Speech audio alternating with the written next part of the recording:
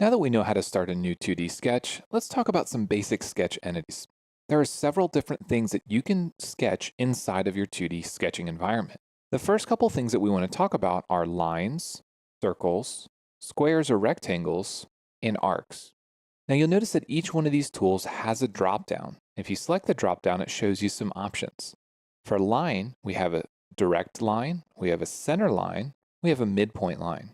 Now if you select the line option, you'll also notice that inside of here in the Properties tab, we have several options.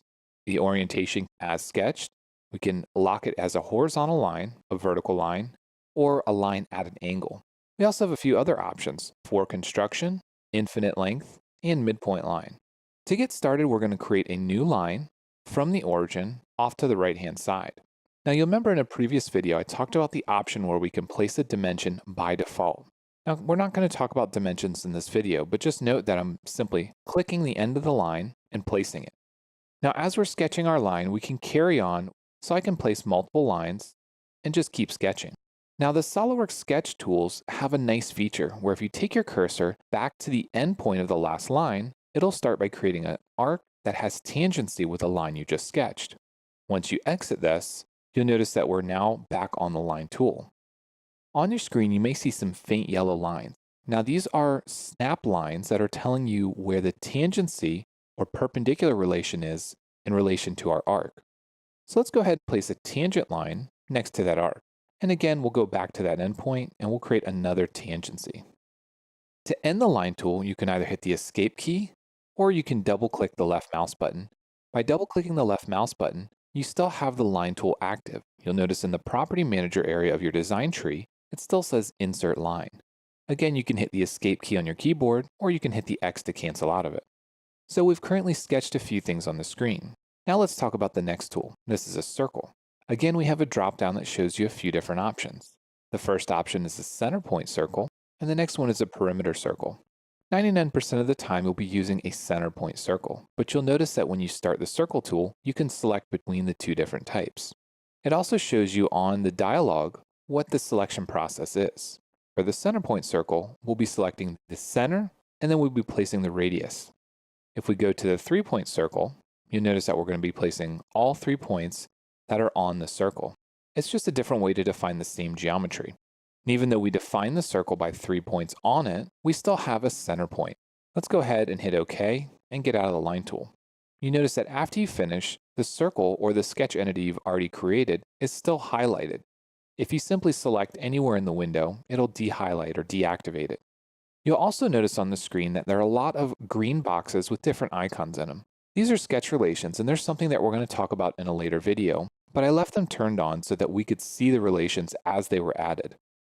We can use the eye icon, go down to sketch relations, and turn them off so we don't see them. They're still there, and if you select one of the entities, it'll show you the relations that apply to it. It'll also show you it in the properties. But again, we'll discuss these in more detail in a later video. Next, let's talk about rectangles. Again, there's a drop-down and it shows you several different types of rectangles. If we simply select one, again, you can modify their type as you're in this dialog box. Let's start by using an endpoint or corner rectangle. You simply select one corner and the second corner to place the rectangle. If we want to use a center rectangle, you simply place the center of the rectangle and you drag it outward. So you'll notice that the difference between these two is that the center rectangle puts construction lines in here. Construction lines are very helpful adjusting your geometry without having to place too many dimensions. And there's a nice option with this. You have from corners or from midpoints. Let's place the same rectangle by using the from midpoints option. So you notice that this gives us the same rectangle and it gives us construction lines, but now we have endpoints and center points at each line segment. The other different types of rectangles do the same sort of thing. We can add construction lines, we can do from midpoints. You simply just need to use a selection process to create your rectangles. In this case, we have a center point, a second point giving the midpoint of one of the short lines, and then the third point is determining where the corner is. And the last is going to be a parallelogram. Again, this can come in handy, and it's really determined by the selection process and what you need your geometry to be. Let's go ahead and OK out of this and zoom out a bit. Next, let's talk about arcs. Using the drop-down, you'll notice 3 different types of arcs. We have a center point arc, a tangent arc, and a 3-point arc. Most of the time you'll be using the 3-point arc option, but let's look at all of them. Again, with this type of sketch geometry, you have options once you're inside of the properties dialog. Let's start with the center point arc. We simply place the center point, place a point on the perimeter, and we simply drag the arc around. Now you'll notice that by default, I'm dragging the open section around, but if you move the cursor back through it, you can change which way that arc is going. So you notice that when the cursor is outside, I'm creating a short arc. When the cursor is inside, it's creating a longer arc. So this can be hard to get used to at first, but you might just need to play a little bit with it in terms of where your cursor is in relation to the geometry. Next, let's do a tangent arc. We're going to be selecting our first point on an existing sketch geometry. You notice that it automatically creates a tangency here, and then we're selecting the endpoint. You notice that this tool, as we keep going, creates a tangency between all the other sketch entities. This can be a very handy way to start creating lots of sketch geometry. The last option is a 3-point arc. You simply select the start, the end, and then you select a point that's along the center line or the midline of the arc. Again, this is a great way to create geometry, and usually this is the option that you use when you start creating an arc. All right, let's go ahead and take a look at the last thing I want to talk about, and that's going to be the fillet.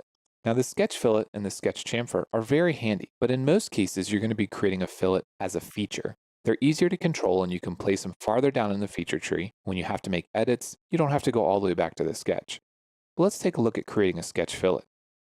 I'm going to zoom back in on some of the initial lines I created, and I'm going to make a selection. So you'll notice if you hover the cursor over the center point or the end point of a line, that it shows you a preview of the fillet. You also notice that if I make a selection of 2 lines, it shows the same thing. We can also do a mask selection. So let's go ahead and right-click on our entities to create, and let's clear the selection. If you select an endpoint that is common between 2 lines, this will create a fillet for you. So let's go ahead and create an endpoint selection, and then we also created a 2-line segment selection. We get the same result out of both. You can also use the dialog arrows to move up and down and change the fillet size. Now I should note that the default size is going to be 10 millimeters, or if you're using an inch template, 0.1 inches. So every time you hit the up arrow, it'll increment by that. You notice that when we go past 20, we no longer can do this because it would completely remove this line segment. We can also manually enter values. We wanted to make a small fillet or a larger fillet. You also notice a few options below this. We have keep corners constrained, which is very handy, especially since we have line segments that are going to be trimmed and removed. We also have dimension each fillet. This can be handy if you need to go back and manually change a dimension for just one of the fillets. If this option is not selected, the dimension placed in the sketch will control all fillets created within this dialog box. Let's go ahead and say OK. You'll notice that we have 2 dimensions, one for each fillet. If we double click on those dimensions, we can modify them individually. When we're modifying these dimensions, go ahead and drag the dialog out of the way. You'll notice some options. If we hit the rebuild icon, it'll rebuild it on the screen for us. If we manipulate this value and simply say OK, it'll rebuild it after we OK the dialog box. The rebuild option can be very handy while you're creating your sketch to see what changes will look like. Let's go ahead and add chamfer. Again, you can select a point, or you can select 2 line segments that have intersecting edges. You'll notice that it's dimensioned to the point or the reference that's still there. And you'll notice that we do have some options. Do an angle and a distance, or a distance. You'll notice that when we use distance, we can select or deselect the equal option. For instance, if it wanted to be 15 millimeters in the first direction and 10 in the second, we can manipulate that. You'll notice that currently this is locked because when we created the first chamfer, it locked these 2 dimensions together. We can right-click and unlink those values. So now I can create 10 millimeters in one direction, 15 in the other. So now we've taken a look at some of the basic sketch entities that you need to use when you start creating sketches.